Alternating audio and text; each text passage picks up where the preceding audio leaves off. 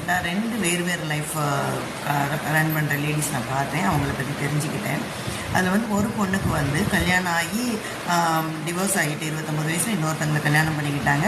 அவங்க லைஃப் ஸ்மூத்தாக தான் போகுது, அவங்களுக்கு ஒரு பிரச்சனையும் இல்லை. ஆனால் அவங்க வீட்டு ஃபங்க்ஷனுக்கோ மற்ற விஷயங்களுக்கோ போகிறப்ப, மற்ற இடங்களுக்கோ போகிறப்ப அவங்களோட ரிலேட்டிவ்ஸ், அவங்களோட ஃப்ரெண்ட்ஸு, அவங்க பழைய லைஃப் தெரிஞ்சவங்க மறுபடி இதையே பேசி அவங்கள வந்து ஒரு டிஸ்ரெஸ்பெக்டோடு நடத்துகிறத அவங்க சொல்லி ஷேர் பண்ணாங்க. அதை எனக்கு கேட்குறதுக்கு ரொம்ப கஷ்டமாக இருந்துச்சு.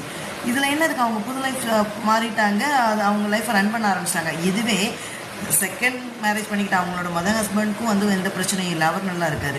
இவங்களை கல்யாணம் பண்ணிக்கிட்ட ஹஸ்பண்ட்கிட்ட யாரும் கேள்வி கேட்கல. ஆனால் லேடிஸ்ட்டை மட்டுமே இந்த கேள்விகளும் இந்த டிஸ்ரெஸ்பெக்டாக நடத்துகிறதும் இருந்துக்கிட்டே இருக்குது. இவ்வளோ ரெக்ரெசிவான சொசைட்டியில் நம்ம இன்னும் இருக்கோங்கிறத என்னால் சுத்தமாக ஏற்றுக்க முடியலைங்க. இன்னொருத்தங்க லைஃபு அவங்க கல்யாணத்துக்கு அப்புறம்